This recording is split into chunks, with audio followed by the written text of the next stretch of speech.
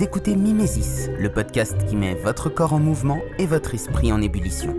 Je suis Alex, metteur en scène et directeur de l'association Le Bazar Culturel. Passionné par les arts du geste, j'ai fondé la méthode Artistic Training pour aider les acteurs à développer leurs qualités physiques et se perfectionner dans leur discipline. Chaque semaine, je vous livre mes entretiens avec des experts de la préparation physique, de l'entraînement, de la performance ou du mouvement en général. Que vous soyez artiste, sportif ou simplement curieux, cette émission sera l'allié de votre progression.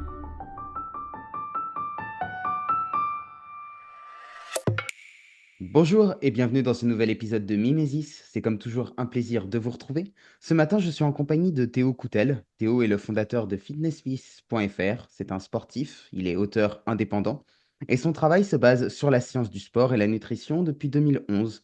Il anime également le podcast La Pause Fitness tous les mardis matins, ainsi que des cours vidéo sur le mode de vie, le fitness.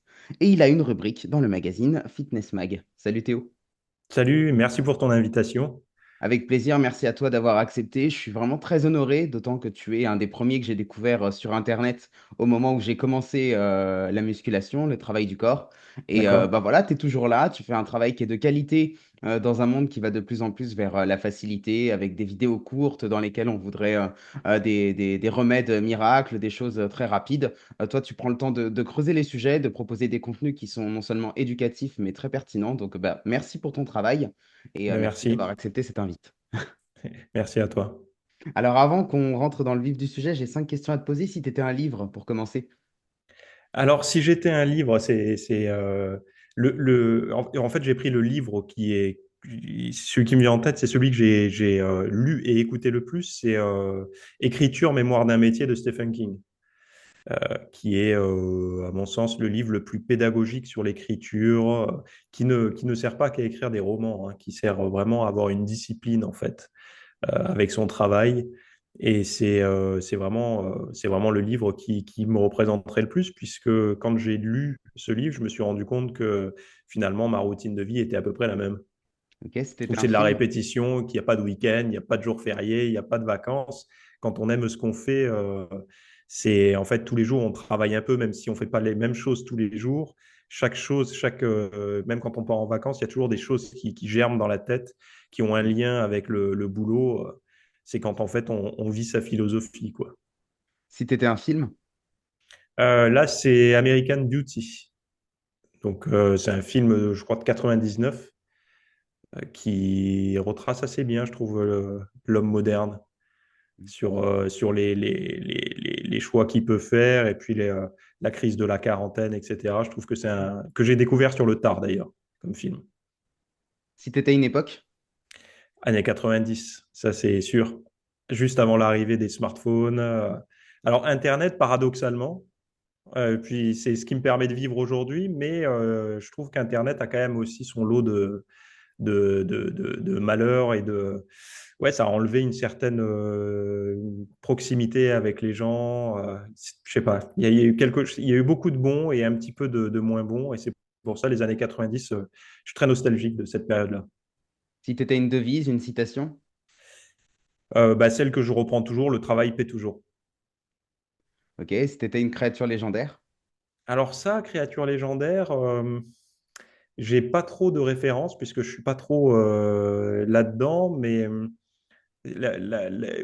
si tu me permets d'aller un peu plus loin, je dirais un personnage, un comic, serait plutôt Wolverine, quoi. Ok, ouais, Assez solitaire, d'accord. et voilà. Ok. Alors, pour commencer, j'ai envie de te poser une question assez simple.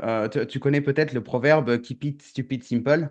Est-ce que toi qui fais tout le temps des recherches, qui t'alimentent tout le temps en contenu, bah, au bout d'un moment, ça devient pas un petit peu compliqué? Je lance direct un sujet dans lequel Ouais. voilà, Ben, j'ai envie d'avoir ton retour là-dessus, parce que c'est vrai que la musculation, tu vois, on pourrait se dire, en fait, finalement, c'est assez simple.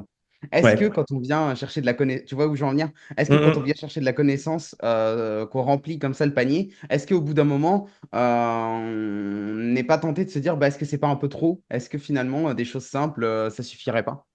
Ouais, bah, c'est un peu le syndrome Wikipédia, quoi. C'est quand tu tombes sur une page, il y a un lien vers une autre, vers une autre, vers une autre, et en fait, tu pars pour apprendre quelque chose et tu finis finalement à naviguer sur tout un tas d'autres sujets. C'est un petit peu ça avec la muscu, mais moi je trouve que c'est une bonne chose parce que comme tu viens de le dire exactement, la muscu, finalement, quand tu arrives à dégrossir un petit peu ce qui fonctionne de ce qui fonctionne pas, c'est assez simple à comprendre.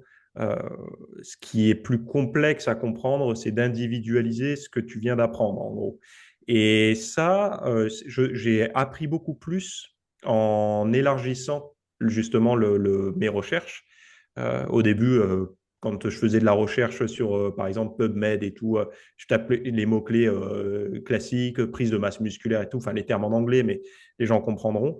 Et puis finalement, bah, on n'apprend pas grand-chose, ou alors on fait que confirmer ce qu'on sait déjà, quoi.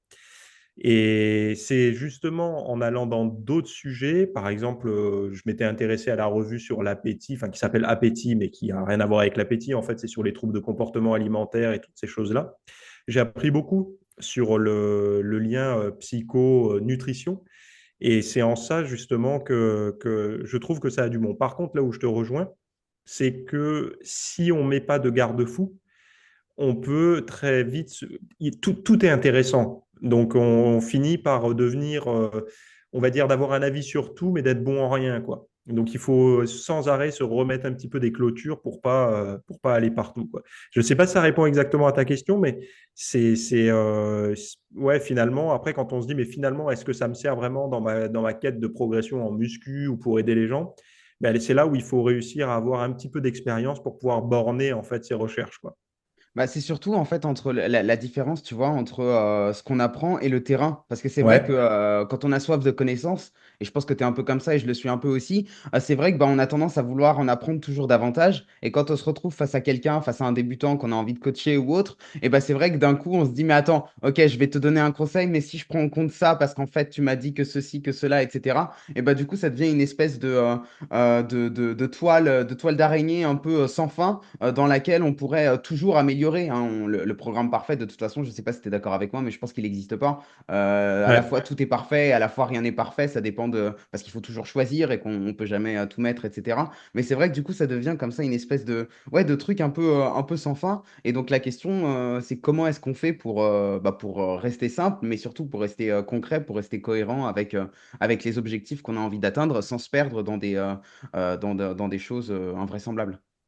Ouais, bah alors ça, en fait, on peut appliquer, moi, en fait, en observant comment la société, elle tourne, on peut essayer d'en tirer on va dire, ce qui fonctionne, ce qui fait râler, mais ce qui fonctionne. En fait, les lois dans la société, elles sont là pour ne pas faire d'état d'âme. Par exemple, si tu fais un excès de vitesse et que tu prends 135 euros d'amende pour un excès de vitesse, le radar automatique, il ne sait pas que tu étais en train de conduire ta femme à l'hôpital parce qu'elle a couché ou que tu étais en train de fuir ou de faire un excès de vitesse comme ça, totalement inconscient.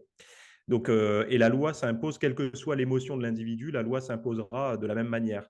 Et ben, c'est un petit peu la même chose dans le monde de la muscu, c'est qu'il y a un moment donné où il faut être capable de se rendre compte qu'il y a des choses émotionnelles qui vont venir se greffer et de se dire, est-ce que finalement là, je dois m'appliquer, je dois faire passer ça en force ou est-ce que, bah non, voilà. Et donc il y a des lois quand même, par exemple, s'entraîner régulièrement, essayer de progresser en charge, manger suffisamment pour prendre de la masse musculaire, manger les bonnes choses et tout. Ça, ce sont des lois qu'on ne pourra pas passer au travers. Je connais personne aujourd'hui qui arrive à prendre de la masse musculaire sans développer un petit peu de force, ni manger suffisamment de calories. Donc, ça, on ne pourra pas passer au travers. C'est pareil pour la perte de graisse d'ailleurs. En ce moment, c'est la mode de dire que tout le monde, maintenant, il faut manger plus pour perdre du poids, pour débloquer des métabolismes et tout. Tout le monde a le métabolisme bloqué à écouter les gens aujourd'hui. Donc, il y a. Non, mais c'est vrai. Moi, je fais toujours le parallèle avec koh. J'ai regardé plein de photos d'avant-après des gens qui vont à koh. Ils sont tous minces, ils mangent tous en dessous de leurs besoins et tous de manière très déséquilibrée, hein, parce qu'ils n'ont pas à manger ce qu'ils veulent et pourtant ils maigrissent tous. Donc, ces histoires de métabolisme bloqué, bon, bref, ils essayent de faire une généralité de cas isolés. Donc, je pense qu'il faut être capable de comprendre les lois en fait du développement physique et d'essayer de les appliquer au quotidien en laissant à distance les émotions. Parce qu'il y a plein de choses. Moi, le premier, il y a des choses que j'aime pas trop, qui vont contre mes émotions, on va dire. Par exemple, le cardio, aller courir. Bon, quand je rentre, je suis content, mais je suis content que ce soit fini, en fait. Mais quand je cours, c'est pas forcément une partie de plaisir. Donc, si j'écoute mes émotions, j'y vais pas. Or, je sais que faire un peu de cardio, c'est bon. Donc, et je serai mieux en faisant du cardio qu'en restant assis sur une chaise. C'est pareil pour la muscu. Il y a des jours où la journée de travail a été difficile et mon système nerveux et puis l'inertie qui me gouverne sur le moment me dit va prendre un bain ou ne fais pas de muscu, quoi. Et alors que mon corps peut très bien en faire. Et c'est à ce moment-là, justement, il faut être capable, un peu de manière militaire, d'essayer de se. Souvent, je dis aux gens, essayez de vous comporter comme votre propre coach, quoi. Et de vraiment être capable d'avoir une dimension limite schizophrène en se détachant et en se jugeant d'un œil totalement extérieur et sans émotion. Mm. Ouais. C'est intéressant, là, j'ai envie de rebondir sur ce que tu disais par rapport au métabolisme bloqué, parce que, bon, à la fois, c'est symptomatique de notre époque, mais c'est vrai que pour le coup, on a vécu, là, dans les 20 dernières années, quand même, une panoplie de régimes différents. Et donc, c'est peut-être pas étonnant. Alors, effectivement, ça concerne peut-être pas tout le monde, cette histoire de métabolisme bloqué, mais je pense qu'il y a quand même beaucoup de personnes qui se retrouvent dans ce cas de figure, tu vois, où elles ont enchaîné les régimes. Je pense notamment à des femmes avec régime, enfin voilà, je vais pas tous les citer, tu vois très bien de quoi je parle, mais régime Ouais. hyperprotéiné, puis régime avec zéro glucide, etc. Et puis au final, on se retrouve avec des personnes qui, en fait, bon, ont de fait une alimentation totalement déséquilibrée, qui fait que peut-être bah, elles n'arrivent pas à perdre du poids parce que tout simplement, déjà, bah, elles sont ras les pâquerettes en termes d'énergie au quotidien, quoi. Ouais, je suis tout à fait d'accord. Et ce qui s'est passé, enfin moi, ce que je vois par rapport au régime, c'est que les gens ont vu le régime comme un peu comme quelque chose qu'il fallait, comment dire, presque comme un diplôme. Une fois que tu avais passé le régime, après, c'était de l'acquis. Alors que le régime n'est pas. Et puis finalement, après, les gens se remettent à manger comme avant le régime. Donc c'est ce que je dis toujours, l'effet yo-yo du régime, c'est pas la cause du régime, c'est la cause de revenir à ce qui a conduit à faire un régime, c'est-à-dire de reprendre l'alimentation d'avant.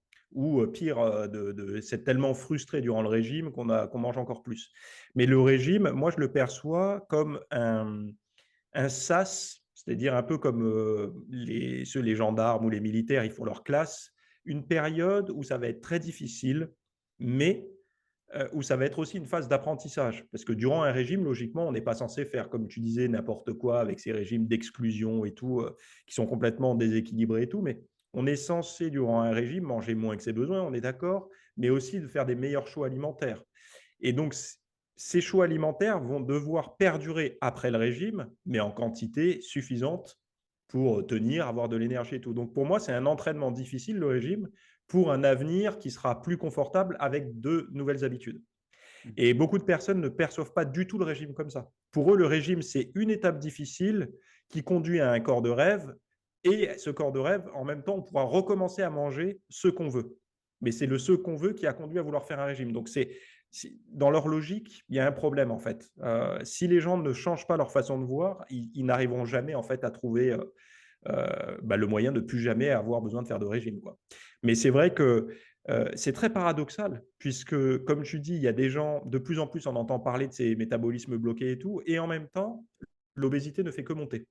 Donc, c'est-à-dire qu'on a beaucoup de calories stockées sous forme de tissu adipeux, et en même temps, l'incapacité de s'en défaire. Puisque les gens, s'ils bloquent leur métabolisme, c'est que, enfin, bloquer le métabolisme, c'est toujours pareil, c'est un peu un abus de langage, puisque si le métabolisme était vraiment bloqué, la personne serait immortelle. Mm. Ouais. Or, au bout d'un moment, elle ira chercher dans ces réserves-là. Ouais. Mais c'est juste que c'est tellement ralenti qu'elle est obligée de se restreindre tellement fort ou de faire. En général, elles ne font pas beaucoup de sport, les personnes qui ont le métabolisme bloqué, puisque l'énergie, elle manque tellement que même en faisant 1 heure de sport par jour, après, elles ne peuvent pas aller au-delà ou alors l'intensité baisse. Mais c'est très paradoxal, en fait, ce qui se passe. C'est que les personnes ont parfois parce que c'est des milliers de calories sous forme de graisse, hein. Ce n'est pas des centaines. Centaines, ça serait plutôt de glycogène. Là, c'est des milliers de calories sous forme de tissu adipeux. Et pourtant, ils n'arrivent pas à y accéder. Ouais. Ouais.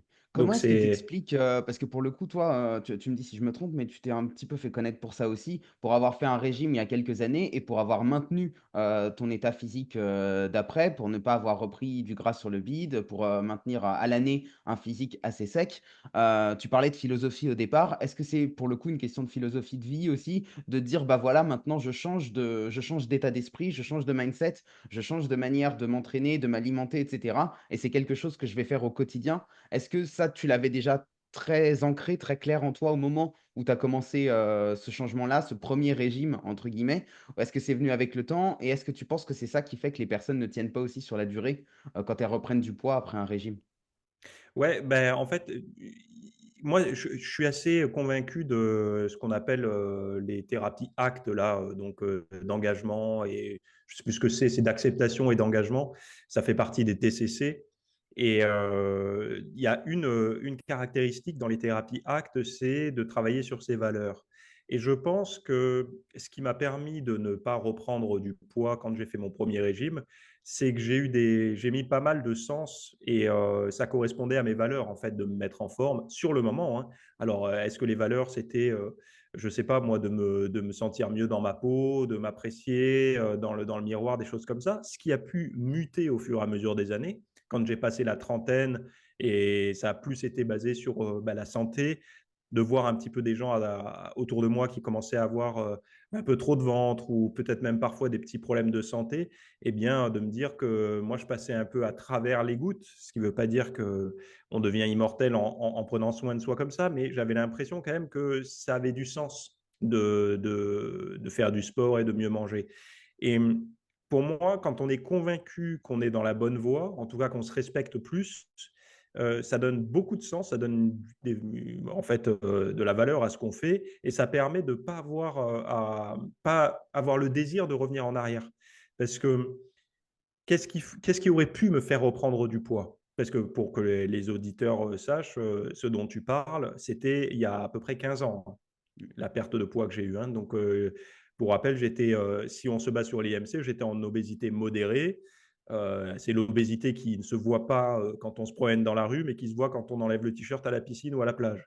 C'est celle, en fait, où on peut faire un petit peu, on peut escroquer tout le monde, et puis au moment fatidique, voilà quoi. Bon, bref, et j'en ai souffert d'ailleurs, hein, de ça. Mais et durant toutes ces années, de ne pas avoir repris le poids, moi, je ne vois pas d'autre raison que cette non-difficulté à conserver une diète saine et faire du sport. Pour moi, ça n'est pas difficile. C'est je, quand j'ai une assiette devant les yeux, je sais ce qu'elle m'apporte, et je sais surtout ce qu'il faut que j'évite si je ne veux pas rebasculer. Parce que j'en ai souffert, en fait. Et cette souffrance, je ne veux pas y retourner. Et je pense qu'il y a des gens qui, pour eux, soit ils n'ont pas vécu la même souffrance, donc du coup, ça ne les effraie pas de revenir en arrière, soit l'appétence, en fait, pour ce dont ils doivent se priver, ou en tout cas réduire leur consommation de produits trop sucrés, trop gras, trop machin, c'est trop difficile. C'est-à-dire que pour eux, c'est tellement un tampon à émotions négatives dans leur vie, ou c'est tellement quelque chose qui les comble, que tant pis le physique, d'abord les saveurs, le goût et tout ça, quoi.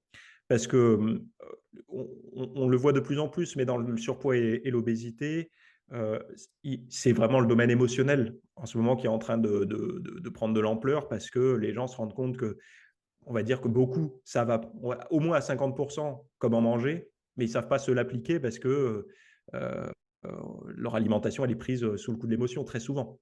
Ouais. Donc, il y a vraiment une dimension émotionnelle derrière ça. Et si moi, mes émotions, ma peur est plus liée à ne pas revenir comme avant, et bah forcément, quand on a peur de quelque chose, on l'évite. Et pour l'éviter, je continue à faire ce que je fais. Donc, c'est peut-être un comportement alimentaire déraisonnable, mais qui me permet quand même de rester en forme.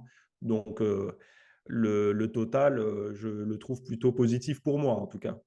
Et tu fais un boulot aussi sur tes émotions, toi, ou pas? Est-ce que, Toujours, ouais. Ouais. ouais, je sais pas, tu médites, tu as une activité qui te Ouais. permet de te recentrer, Ben, tous les jours, en fait, alors c'est pareil, j'ai lu beaucoup sur la psycho et tout.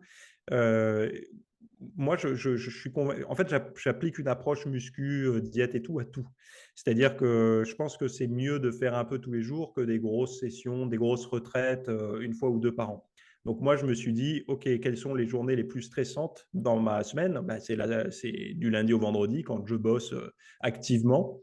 Et donc, tous ces jours-là, je me mets 10 minutes de méditation avant le déjeuner, de manière à couper entre ma matinée de travail et le repas du midi, pour plusieurs raisons. Parce que déjà, je vais manger avec un état de stress beaucoup plus bas.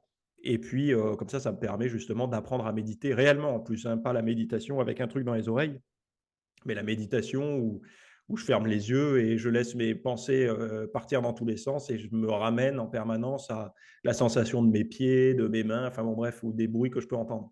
De vraiment faire cette approche méditative régulièrement. Donc ça oui, et après aussi je fais beaucoup d'écriture expressive. Quand je sens qu'il y a un truc qui rumine, je fais de l'écriture expressive pour essayer de voir qu'est-ce qui peut en sortir de ce truc-là, qu'est-ce que ça veut dire.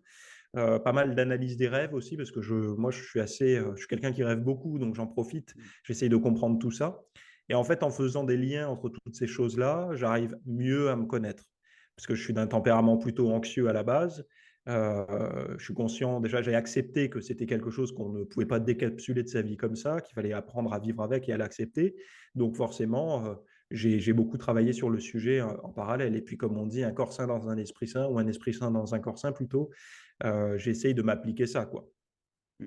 Est-ce que c'est aussi quelque chose qui nourrit, ton travail, dans ce que tu fais? Je vais prendre l'exemple du podcast, je prenais l'exemple tout à l'heure des vidéos de formation que tu fais. On peut dire que tu es complètement à la marge, enfin, en tout cas, en grande partie à la marge, ce qui pour moi est un compliment, hein, du monde du Mmh. fitness actuel. Comment est-ce que, enfin, j'imagine que c'est ta volonté d'avoir aussi un pied dedans, un pied dehors. Comment est-ce que tu te situes par rapport à ça?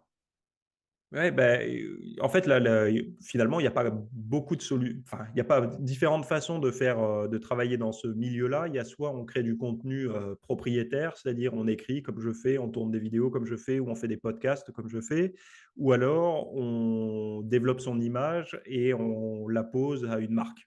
Donc, des compléments alimentaires, des produits maintenant, j'ai vu même des paquets de jambon, des choses comme ça. Enfin, voilà, de manière à être rémunéré contre des photographies sur les réseaux sociaux ou ailleurs. Moi, personnellement, je trouve que de vivre de ce qu'on produit, comment dire, ça apporte quelque chose qui énergise. D'être lu, de savoir qu'on apporte des réponses à des gens, ça nourrit beaucoup enfin, j'ai toujours admiré les gens en fait quand ils sont passionnés et qu'ils écrivent sur un sujet, même des sujets moi qui me passionnent pas, j'arrive toujours à finir l'article parce que je sens que derrière il y a sans qu'on cherche à me convaincre, il y a quelque chose il y a la passion, ça devient intéressant quoi. Donc je me dis si je reste en accord avec ça, j'aurai toujours une audience qui pourra me lire puisque je ne suis pas unique au monde. Il y a plein de gens qui ont rencontré les mêmes problématiques ou qui les rencontreront. Donc si parfois j'ai quelques kilomètres d'avance sur eux, ça me permet un petit peu de les guider, quoi. Mais moi, en parallèle, j'apprends aussi d'autres personnes passionnées. Après, le monde du fitness alors en France ou à l'étranger, je ne regarde pas trop, mais en France, pendant une période, je regardais un petit peu. C'est vrai que moi ça ne m'intéresse pas vraiment parce que ça tourne un petit peu en rond. Et les modes, surtout celles en ce moment, sont un petit peu malheureusement sur qui a raison, qui a tort. Et ça ne fait pas vraiment avancer les choses, quoi. C'est-à-dire qu'il y a une espèce de guerre permanente, comme s'il y avait quelque chose à gagner. Je trouve pas que c'est beaucoup d'énergie dépensée pour peu de parcours. Enfin, on n'avance pas beaucoup, quoi. Ouais. Au-delà de ces modes, il y a aussi des modes dans les disciplines. Je pense, notamment à il y a quelques années, l'arrivée du CrossFit. Tu en as beaucoup Ouais. parlé sur ta chaîne, c'est des sujets que tu traites, régulièrement. Plus récemment, on a vu l'arrivée de l'Aerox. Quel regard est-ce que tu portes sur tout ça? C'est comme si au-delà, enfin, c'est comme si les gens cherchaient un peu la discipline parfaite. Enfin, moi, en tout cas, Mhm. c'est le regard que je porte là-dessus. Quel est ton avis, toi? C'est vrai que moi, plus on développe de discipline, plus en fait, on étoffe l'arsenal, plus moi, ça me convient, j'ai pas de problème avec ça. Après, si on prend chaque au cas par cas, moi, par exemple, j'ai de la famille qui travaille dans le milieu médical et qui m'a dit que le CrossFit avait développé, enfin, avait rempli les services de traumatologie. Donc forcément, les bons crossfitters diront non, on ne se blesse pas parce qu'eux savent bien s'entraîner, savent bien s'échauffer, font tout ce qu'il faut. Mais il y a un paquet de personnes qui sont un peu laissées sur le banc de touche et qui ne font pas les choses comme il faut et qui se blessent et tout. Donc chaque catégorie, chaque sport, chaque discipline aura ses défauts et ses avantages. Par exemple, le CrossFit, c'est génial pour l'esprit d'équipe, les gens qui ont du mal à prendre leurs 3 minutes de pause entre les séries. Là, c'est on va faire un WOD, il y a une certaine énergie et tout, c'est génial. Et donc, il y a des réponses qu'apporte chaque discipline. Et moi, par exemple, pour le CrossFit, ça ne m'intéresse pas parce que je ne suis pas du tout dans cette vibe-là. Mais il y en a plein qui n'aimeront pas du tout faire de la muscu chez eux, en split ou dans la forêt, comme je peux faire des fois une barre de traction ou autre. Et le truc, c'est qu'il faut que les gens ils arrivent à avoir un objectif relativement clair. S'ils y vont pour se muscler et perdre de la graisse, déjà, il y a un problème, parce que muscler et perdre de la graisse, c'est le et devient ou normalement.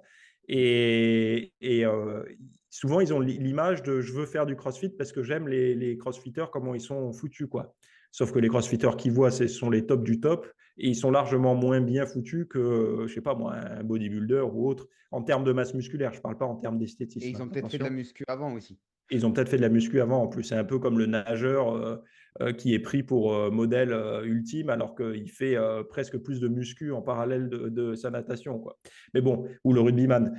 Et bon, c'est vrai que toutes ces disciplines, moi je suis pour, hein. Plus il y aura de disciplines comme ça, il n'y a pas de problème, sauf qu'il faut que ce soit encadré et surtout qu'on soit capable d'être honnête sur ce qu'on attend de ces disciplines, ce qui va en découler, quoi. Et ben, pour prendre de la masse musculaire, l'approche la plus efficace reste celle que les bodybuilders font, sinon ils en feraient une autre, hein, tout simplement. Pour la performance et développer diverses capacités physiques, il me semble que ces sports comme le crossfit, cross-training et tout, ça peut être intéressant parce qu'il y a une dimension force, cardio, équilibre et tout. Mais il faut savoir ce qu'on gagne, il faut savoir ce qu'on perd à chaque fois, quoi. Ouais. Mais j'ai pas, moi, j'ai pas de chapelle par rapport à ça, quoi. Et je Ouais. parle avec plein de personnes sans problème. Après, on va avoir un petit souci marketing si on disait la vérité, parce que du coup, enfin, ce qui fait vendre aussi des abonnements, bah, c'est le fait que bah, peut-être on va s'inscrire pour effectivement prendre du muscle, perdre du poids, perdre du gras, les deux en même temps. Et c'est vrai que si on commence à dire, bah ouais, mais en fait, si tu fais juste les 2 WOD ou 3 WOD par semaine de ton abonnement, que tu suis la programmation de ta box et qu'à côté, tu fais pas de muscu ou que tu te renforces pas, bah, du coup, effectivement, peut-être que tu vas progresser au démarrage comme n'importe quel débutant dans n'importe quelle discipline, mais au bout d'un moment, tu vas attendre un palier parce que en fait, bah, il va te falloir un programme un peu plus complet. De la même manière que dans une salle de muscu classique, on va rarement dire que les cours de fitness collectif, bah, c'est bien pour démarrer, mais qu'après, si tu veux vraiment te muscler, il faut prendre des barres un peu plus lourdes que des barres de pump, quoi. Ouais, je suis d'accord avec ça. Mais je pense qu'il y a plusieurs raisons. Il y a la première chose, comme tu dis, le marketing. Et deuxième chose, il y a aussi de ne pas casser l'élan motivation des gens, quoi. Puisque il y a pas mal de gens qui vont arriver au cours de body pump, ils vont se dire, bon, ben, ils vont avoir plein d'espérance. Alors que si tu leur dis tout de suite, ça sert à rien, n'en fais pas, va direct à la barre à squat, bon, bah, ils rentrent à la maison, quoi. Et comme tu dis, de leur mettre un pied à l'étrier. Alors, sur les 20 personnes, il n'y en a peut-être qu'une seule qui va basculer en muscu, mais ce sera toujours une personne qui ne serait pas venue si elle n'avait pas fait ces quelques cours avant. Et ça, c'est vrai bon, ça, c'est une catégorie de non-dit, on va dire, c'est toutes les vérités ne sont pas bonnes à dire, comme on pourrait dire. Mais après, au niveau marketing, évidemment, il n'y en a aucun qui va dire, nous, notre sport, bah, il donne aucun résultat physique, quoi. Ça donne juste, ça fait courir plus vite et puis ça donne de la force. Par contre, vous aurez un physique tout pourri. Ça, personne ne le dira, quoi. Et parce que c'est vrai que si on est tout à fait objectif, on prend un débutant pur, en surpoids de préférence, on lui fait faire 1 an de CrossFit, il sera mieux après. Il sera mieux qu'avant, ça c'est sûr.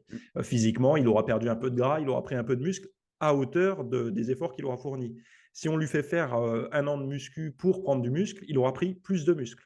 Et c'est ces nuances, en fait, que les gens, ils ont du mal à faire. C'est-à-dire qu'ils vont dire, ah mais non, mais moi je connais un crossfitter, il a pris plus de muscle en faisant de la muscu. C'est peut-être parce qu'il était plus motivé, ça lui plaît plus, donc il y était plus souvent, lui a plus donné envie de suivre une bonne diète et tout. Bien Et sûr. parce que c'est ce que on disait tout à l'heure, il y a des lois en fait dans le développement physique et il faut savoir s'en rappeler régulièrement pour se dire, OK, peut-être que là, je progresse un peu, mais est-ce que c'est pas parce que je suis plus régulier et plus sérieux sur cette approche qui me plaît que sur celle qui fonctionne beaucoup mieux, mais que je n'arrive pas à faire parce qu'elle ne me motive pas? Ouais. Quel est le regard que tu portes sur les disciplines douces telles que le yoga, qui sont devenues très à la mode? Enfin, je prends le yoga en exemple, ça pourrait être n'importe quelle autre discipline. On a parlé du cardio tout à l'heure. Est-ce que le fait de rajouter aussi de la mobilité dans ces entraînements, pour toi, ça a du sens? Et de manière générale, comment est-ce que tu vois ça? Parce que pour le coup, on parlait des dérives de certaines disciplines. C'est vrai qu'on voit aussi le côté où, voilà, faites du yoga, vous allez vous renforcer, etc. Alors qu'en fait, non, encore une fois, pour moi, en tout cas, c'est un ensemble de facteurs qui fait ça. Ouais, ben déjà, l'histoire de la mobilité et tout, la mobilité, ça dépend d'où on part, hein. Moi, par exemple, je suis très raide, donc ça me dérange pas de faire un peu de mobilité, mais quelqu'un qui est très souple, pas besoin. Déjà, parce que la mobilité, quand on fait en parallèle un sport de force, bah, ça rend plus fragile, en fait, hein. Les gens disent que c'est mieux, mais non, ça met de l'instabilité et ça fait descendre la force. Et autre chose, c'est ce que j'apprécie dans les disciplines dont tu viens de parler, comme le yoga, c'est que ce sont des disciplines qui, contrairement à la muscu ou au cardio ou autre, apportent des bénéfices quand même sur la santé mentale, donc comme toutes les pratiques sportives, mais également pendant la pratique. C'est-à-dire que ce sont des pratiques qui permettent de se relaxer durant la séance. Alors le yoga, pas toutes les pratiques de yoga, hein, parce qu'il y en a qui sont hard. Mais moi qui ai fait on va dire quelques séances de yoga en suivant des cours en visio, là, enfin pas en visio, mais en ligne, je trouvais que ça avait un effet apaisant pendant, ce que ne procurera jamais la muscu ou la course à pied. Ça procure un effet apaisant après, mais jamais pendant. Donc c'est pour ça qu'on appelle ça des disciplines corps-esprit. D'ailleurs, dans les études, ils appellent ça corps-esprit à chaque fois. Il y a le tai chi, le yoga, enfin, il y en a plusieurs. Le pilate aussi. Et c'est vrai que là, encore une fois, marketing, marketing, marketing. On va dire, pour les abdominaux, pas besoin de faire des crunchs, faites du yoga, ça va vous donner un gainage super, etc. Mais on en revient encore à ces histoires comme le body pump. Ça met le pied à l'étrier à des gens pour qui c'est le sport le moins effrayant. Donc, ils passent de 0 à 1 avec ça, en fait. Ils passent de la chaise à faire un petit quelque chose, assis ou du canapé à aller sur un tapis de yoga, ce qui est déjà en fait un pas de géant quand on est sédentaire de faire ce pas-là. Puis après, peut-être qu'ils se mettront à un sport un peu plus intense, mais moi, je le vois vraiment comme une discipline complémentaire. Alors moi, je suis très irrégulier là-dessus, honnêtement. C'est vraiment quand je sens que j'ai besoin de laisser mon corps un petit peu récupérer. Alors j'ai la chance avec ma compagne, on se masse tous les jours, donc on arrive quand on a des tensions, on arrive à se les enlever comme ça. Mais de faire du stretch sous forme de séance de yoga, là, ça peut être intéressant pour les personnes justement qui sentent des tensions, quoi. Moi, je suis pas contre. Par contre, je suis contre de dire que ça va vous donner des gros pecs et des gros bras. Alors, on va parler un petit peu plus de ton boulot de chercheur. Est-ce que le fait de faire des recherches régulièrement a fait évoluer le regard que tu portes sur les différentes industries, que ce soit agroalimentaire, pharmaceutique, etc. Est-ce que ça t'a permis de construire ton esprit critique déjà? Est-ce que ça t'a permis ouais, de remettre un peu les choses à leur place, de faire évoluer ton regard de manière générale? Ouais. Ben ouais, parce que quand je suis arrivé c'est une bonne question ça, mais rarement les gens la posent. Quand je suis arrivé dans ce domaine-là, je suis arrivé déjà biberonné par des sites comme lanutrition.fr, comme des lectures un peu poussées déjà, des bouquins sur la diététique et tout, qui étaient déjà un petit peu poussés. Et c'était toujours le méchant agroalimentaire, le méchant vendeur de compléments alimentaires. Je suis arrivé déjà avec ça, je me disais, bon, ben, si une étude est financée par l'industrie ou pharmaceutique ou du complément alimentaire ou agroalimentaire, je ne la lis pas. Sauf qu'au bout d'un moment, je me suis dit, mais attends, en fait, si ces gens ne sont pas là, il n'y a pas de financement des études. En fait, c'est malheureux, mais toutes les études, par exemple sur le sport, sur la diététique, elles sont presque toutes toujours financées par des groupes ça va induire un conflit d'intérêts. Donc, si on les enlève toutes, il ne reste pas grand-chose. Et c'est là où je me suis dit, soyons un peu objectifs. Les recherches sont faites là où il y a de l'argent. Et bah, il faut que j'arrête, enfin, il a fallu que j'arrête de me priver de les lire, en fait. Donc, évidemment, il reste encore des tas d'études qui sont complètement, qui sont indépendantes, mais il ne faut pas se priver de lire les autres. Il faut juste savoir que très souvent, quand une étude est financée justement par un groupe comme ça, quel qu'il soit, il y a souvent plus de résultats positifs. C'est ce qui est toujours drôle, mais il y a toujours plus de résultats positifs. Ce qui est drôle, c'est ironique, hein.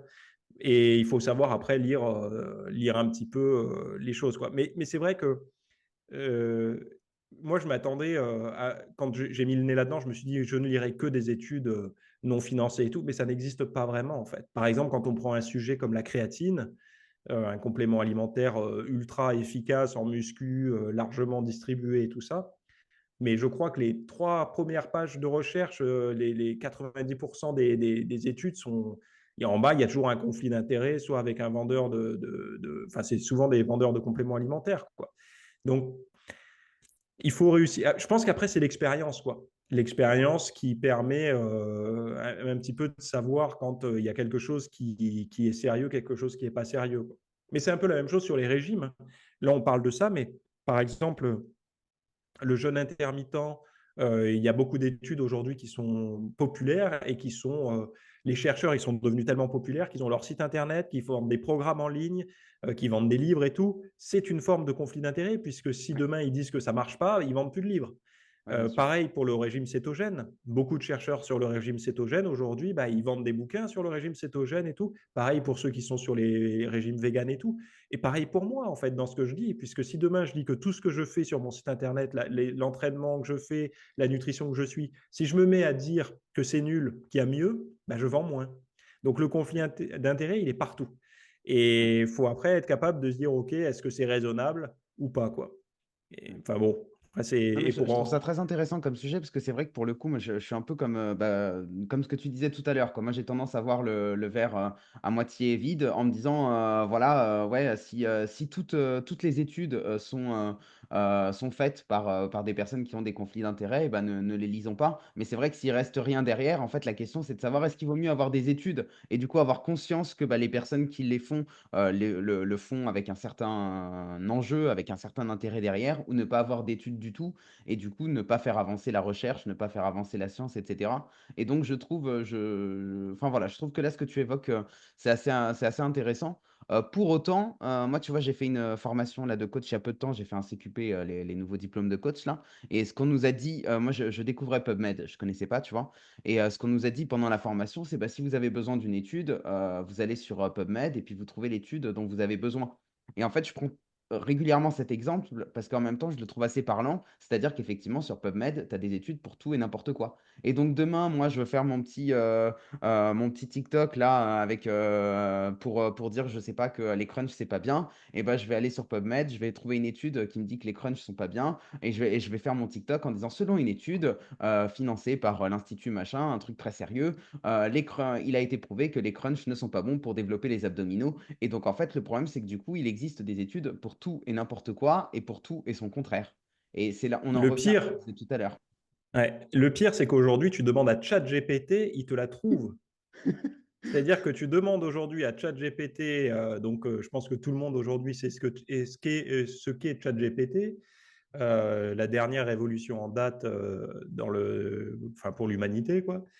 L'IA, on lui demande, trouve-moi une étude qui dit que ça marche ou ça marche pas, et il y en a une. Donc, en fait, aujourd'hui, je pense que les chercheurs doivent s'arracher les cheveux entre eux parce que eux, ils bossent vraiment, quoi. Ils sont là, ils sont derrière leur microscope, enfin bon, ils essayent de, c'est très caricatural ce que je viens de dire, mais bon, on se comprend. Ils sont en train de faire du vrai boulot et nous, en fait, on saccage tout en l'utilisant comme ça. Et c'est pour ça que moi, je m'étais quand même appliqué encore une fois, des règles. Quand je cherche un sujet, c'est hors de question que je prenne une seule étude, ni deux ou trois, quoi. C'est vraiment, je regarde des études au détail, des méta-analyses, je regarde les plus anciennes et les plus modernes aussi, et je regarde aussi dans les plus anciennes lesquelles sont encore citées aujourd'hui. Parce que quand une étude, par exemple, a été faite dans les années 80, et parce que sur PubMed, je ne sais pas si tu as vu, mais en bas, il y a cité par Et puis, Ouais. il y a article connexe, ou je ne sais plus comment ils appellent ça. Et ben, quand tu vois cité par un truc qui date des années 80, mais qui est encore cité en 2024, tu te dis, ouh, celle-là, elle doit avoir du poids parce qu'ils continuent à en parler. Donc, ça veut dire que soit ça n'a pas été remis en cause, soit justement, ils le remettent en cause dans cette nouvelle étude. Et donc, du coup, c'est un certain travail à faire. Mais c'est comme ça qu'il faut fonctionner. Et je pense, en fait, c'est un peu de faire de la méta-analyse, de tous les contenus qui existent, quoi. Et puis après, de confronter ça au terrain. Parce que, par exemple, euh, le collagène, là, tout le monde en parle en ce moment. Il y a ceux qui sont contre, il y a ceux qui sont pour. Bon, la recherche, même si elle ne démarre pas dans le sujet, elle devient populaire en ce moment sur ces sujets-là. Et moi, par exemple, à prendre du collagène, j'ai zéro effet. Zéro. Pourtant, j'ai eu des tendinites et tout, je vois pas d'effet. Il y a des gens chez qui le collagène, ça va être quasi, je ne vais pas dire instantané, mais ils vont en prendre et dans les semaines qui vont suivre, ils vont avoir des améliorations sur leur douleur. Donc, le terrain, des fois, il montre des choses. C'est pas parce que la recherche a dit ça marche ou ça marche pas que ça va marcher ou pas marcher. Souvent c'est fait sur des petites périodes. Les dosages, bah, c'est fait, c'est totalement. Enfin bon, et voilà, ils vont dire on donne 10 grammes par jour. Pourquoi pas 15, pourquoi pas 5 et voilà quoi. Et finalement, pour en revenir à l'humilité, enfin à être humble sur la recherche et surtout celle liée à la diététique, on sait que très très peu de choses en fait par rapport à. Je lisais un livre d'Anthony Berthoud que tu dois connaître au moins de nom. Il a écrit son dernier livre, je ne sais plus ce que c'est le nom, mais bon bref, les gens le trouveront. Le dernier livre d'Anthony Berthoud, je crois qu'il est nutritionniste, diététicien nutritionniste. Il parle justement de ce qu'on sait et de ce qu'on ne sait pas dans l'alimentation, de toutes les molécules qui sont apportées par l'alimentation qu'on n'est pas capable d'identifier aujourd'hui, pourtant qui interagissent avec l'organisme. Ça laisse on n'a pas que d'autres solutions que d'être humble, en fait, puisqu'on se dit, OK, nous, on bricole avec nos protéines, nos vitamines, nos oligo-éléments, nos acides gras essentiels et tout, on pense tout savoir, mais il se passe encore plein d'autres choses qu'on ne maîtrise pas. Et bah, pour l'instant, on est un peu dans l'attente des découvertes de ce côté-là, quoi. Mm. Ouais. Tu as un petit peu anticipé la question que je voulais te poser, qui était de savoir bah, si justement tu avais constaté sur le terrain des choses qui étaient, si par empirisme, tu avais vu des choses qui étaient pas contraires, mais en tout cas qui divergeaient de ce que tu avais pu voir dans les études. Et donc, si je comprends bien, là, sur le cas du collagène, la réponse serait plutôt oui. C'est-à-dire Ouais, qu'il le faut avoir. collagène, Hmm. la créatine aussi. La créatine, moi je suis pas un super répondeur à la créatine. Ça augmente un peu mon énergie et ma force. D'ailleurs, ça augmente plus mon énergie mentale que ma force musculaire, ce qui est démontré, hein, que c'est un bon carburant pour le cerveau aussi. Ce qui veut dire peut-être que je carbure un peu trop au niveau du cerveau d'ailleurs, dans mes journées de travail. Mais après, si tu me laisses le temps, je t'en trouverai d'autres, hein, certainement. Mais globalement, oui, il y a le terrain. Mais il ne faut pas oublier que la discipline, la muscu, comme on peut faire, quand tu t'entraînes régulièrement, au moins 5 fois par semaine, avec des charges lourdes, pendant 10, 15, 20 ans, à suivre une diète assez bien calibrée, il n'y a pas beaucoup de personnes qui peuvent te représenter dans les études. C'est-à-dire que pour trouver, moi, mon équivalent fois 1000 et leur demander êtes-vous d'accord pour faire une étude sur 15 ans, je ne vais pas en trouver beaucoup des gens comme ça. Parce que bah, c'est pas ce qui. Et puis en plus, c'est même pas ce qui intéresse les chercheurs, puisque eux, souvent, ils veulent faire avancer les choses pour l'humanité, pas pour un groupe de sportifs complètement obsédés par la forme physique et les abdos, les choses comme ça. Donc c'est pour ça, il faut, comme toujours, faut être capable de prendre du recul, quoi, par rapport à ce qu'on lit et par rapport à ce qu'on vit. Hmm. Ouais. Tu disais en introduction que bah, tu vis d'Internet, effectivement. Est-ce que tu as réfléchi à si Internet n'existait pas, comment tu ferais? Moi, j'écrirai des livres, Ok. Et tu y tout penses, simplement. là? C'est des sujets Ouais, ouais. qui te travaillent? Ok. Ouais, bah, j'aime ça. Donc, c'est pas quelque chose qui m'effraie. C'est quelque chose que j'aime beaucoup. Mais ou alors, enfin, ça, c'est sûr. Et pour des bouquins, quoi. Comment on appelle ça, des magazines. Parce que s'il n'y avait pas Internet, il y aurait toujours les magazines. Donc là, j'écris encore pour un magazine qui est 100% en ligne. Ça doit faire une dizaine d'années que j'écris pour ce magazine d'ailleurs. Et il me semble que s'il n'y avait pas Internet, il y aurait toujours beaucoup plus de revues. Et ben, j'aurais fait en sorte de pouvoir écrire dans ces revues, s'ils m'avaient accepté, bien sûr, hein. Mmh. Ouais. Alors, avant qu'on clôture cet entretien, j'ai envie de te lancer sur un sujet un peu plus artistique. Comme tu le sais, hein, je te l'avais dit quand je me suis présenté à toi. Moi, mon cœur de métier de base, c'est le théâtre physique. Ouais, Donc là, on est parti très muscu parce que bah, je sais que c'est ton domaine et que j'aime ça aussi, tu vois. Mais moi, ce qui me plaît, c'est vraiment l'entraînement physique des acteurs, le côté ouais, artistique du mouvement. Et donc, la question que j'ai envie de te poser, c'est quel est le rôle de l'art dans ta vie? J'ai cru comprendre que l'écriture en avait déjà un grand ouais. rôle. Est-ce que le côté, ouais, est-ce que l'art, c'est une place importante dans ta vie? Euh, j'ai un peu du mal à définir ce qu'est l'art, mais c'est vrai que, alors moi, la lecture, est-ce que c'est une forme d'art de lire des beaux textes? Donc ça, oui. Donc ça a une grosse place, et tous les jours que j'ai de la lecture. Euh, Là, par exemple, on est dans la saison préférée de l'année, où les couleurs sont belles sur les arbres, l'automne et tout. Pour moi, c'est une forme d'art d'aller dans la nature et d'observer tout ça. C'est peut-être de l'art, je ne sais pas comment on appelle ça, naturel ou indépendant de l'homme, mais c'est quelque chose, moi en tout cas, qui est capable de véhiculer des émotions chez moi. Le dessin, ça peut faire partie aussi de quand j'ai beaucoup d'angoisse, beaucoup de stress. Ça m'est arrivé 2 fois dans ma vie où j'ai eu comme ça des périodes assez difficiles à passer. Et c'est vrai que le dessin m'aidait justement à extérioriser ça, ou en tout cas à mettre mon cerveau dans une autre configuration. Donc, je ne sais pas si ça répond à ta question parce que je ne l'ai pas travaillé et que je ne sais pas bien définir ce qu'est l'art. Mais en tout cas, oui, je pense que ça a une place assez importante dans ma vie. Ouais. Ouais, ouais, ça Et puis l'art répond, cinématographique, ça par contre, c'est énorme. ouais, OK. Ouais, ouais, Tu ouais. es un cinéphile, Alors, je vais jamais au cinéma, mais par contre, tu vois, tous les Hitchcock, les Truffaut, tout ça, c'est quelque chose je sais maintenant repérer dans les films, les plans et tout. C'est quelque chose qui me passionne. Je suis capable de m'émerveiller devant un film parce que le directeur photo est super talentueux. Et par exemple, quand je vois le premier qui me vient en film, c'est la photo, en tête, pardon, des films, c'est la photographie dans le film de Fincher, la Zodiac. Je ne sais pas si tu as vu ce film-là de non, David non, Fincher. non. La photographie est magnifique. Et c'est vrai que moi, je suis capable d'admirer ça, de me dire, mais c'est comment il a fait, c'est un travail, c'est magique, quoi. Mmh. Et donc, ouais, ça. Et d'ailleurs, dans le film dont je t'ai parlé quand tu m'as demandé, dans mon portrait chinois, la American Beauty, la photographie est magnifique aussi. Ça participe énormément à ce que j'aime dans un bon film. Ouais et donc par exemple, la peinture, c'est des choses qui te nourrissent aussi? Parce que pour le coup, c'est Ouais. quasiment la tu vois, l'art pictural, c'est une transposition de ce qu'on pourrait voir sur la photo. Est-ce que ça te nourrit aussi? Tu es nourri par des artistes peintres? Il y a des choses comme ça qui te parlent? Alors, je suis pas connaisseur. À la maison, on doit avoir 2 ou 3 tableaux et bientôt un nouveau là, parce que ma belle-mère, elle peint très bien d'ailleurs. Et donc oui, et je me suis retrouvé face à certaines peintures des fois en me disant, mais tiens, il se passe quelque chose, quoi. Quand je la regardais, je me disais, ah, celle-là, il se passe vraiment quelque chose.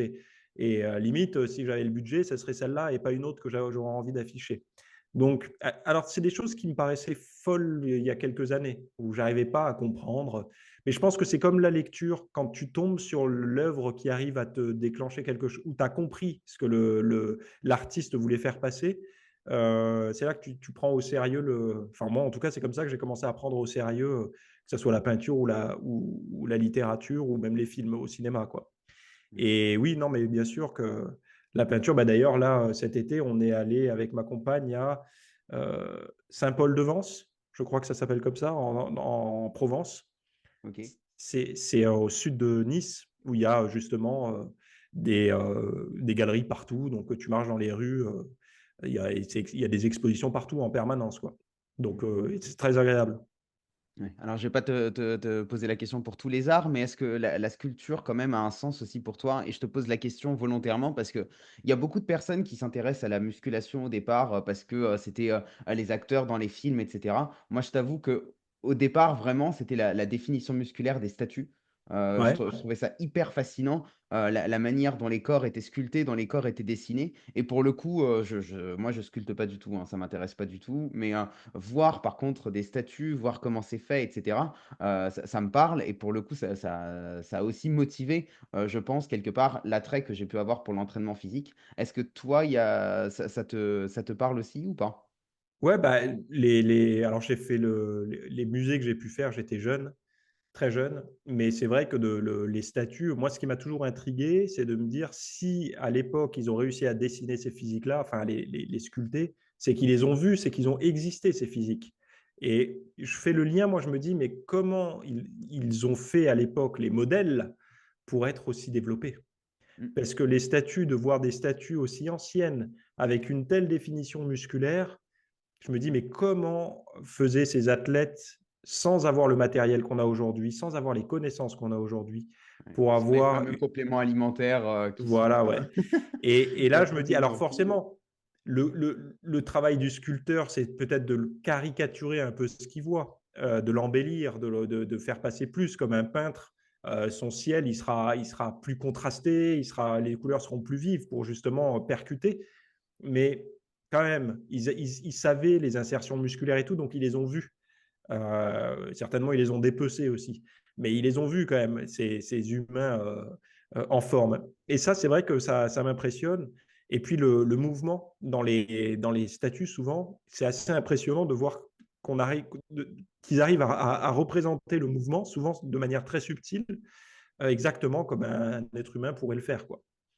C'est ouais, mais bon après j'ai aucun talent là-dedans et à la limite, moi, si je pourrais sculpter quelque chose, ce serait du bois, quoi, parce que ça, c'est de famille, mais ouais, pas plus, quoi. Mmh. Est-ce qu'il y a une leçon que tu as apprise récemment, quelque chose que tu as compris de la vie, de la société, des humains en général? Ouais, j'ai appris une chose assez importante, ces 10 dernières années, c'est que l'anxiété, ça peut vraiment être un gros moteur comme être très pénalisant. C'est vraiment, moi je le voyais enfin je le voyais toujours comme, quelque chose de quand il y a de l'anxiété, c'est terrible, on est figé. Mais en fait, c'est un puissant moteur qui permet d'avancer, également. Donc c'est à la fois une énergie qui peut te paralyser ou te faire avancer et c'est vrai que de quand j'ai appris ça, je me suis dit: «Tiens, du coup ça te verrouille moins quand tu vas traverser des périodes comme ça». Et je le cherchais depuis longtemps parce que j'entendais souvent les gens qui disaient, «Transforme ta peur en machin chose et tout». Je me disais: «Mais c'est quoi ces bêtises?» Quand la peur, elle est là, on n'a qu'une envie, c'est de se barrer, de l'éviter, de la contourner, quoi. Et finalement, si on transforme cette peur, en fait, en mot anxiété, ce qui est une manière un peu plus mature d'en parler, on se rend compte que, c'est possible. Mais ça ne veut pas dire que c'est confortable. Mais en tout cas, c'est possible de la mettre en mouvement de manière, utile. Top, ce sera le mot de la fin. Merci beaucoup Théo, c'était un plaisir de te recevoir aujourd'hui. Pour les personnes à qui cet échange a plu, je vous invite vraiment à aller écouter, la pause fitness tous les mardis parce que vraiment, je trouve que là, on a retrouvé un petit peu l'esprit de ton podcast avec la simplicité avec laquelle tu parles et tu décris les choses. Donc c'était très agréable pour moi et je pense que, pour les auditeurs également. Donc merci encore 1000 fois et puis à bientôt. Merci beaucoup, à bientôt. Merci d'avoir écouté cet épisode jusqu'au bout. Avant de vous dire au revoir, laissez-moi vous rappeler que si le podcast vous a plu, vous pouvez nous laisser une note positive, nous écrire un commentaire ou encore vous abonner si ce n'est pas déjà fait. Pour les personnes qui veulent aller plus loin, vous pouvez devenir adhérent du Bazar culturel. C'est la meilleure manière de nous soutenir et de nous permettre de vous proposer chaque semaine un contenu de plus en plus qualitatif. Sur ce, je vous dis à lundi prochain et en attendant, restez en mouvement.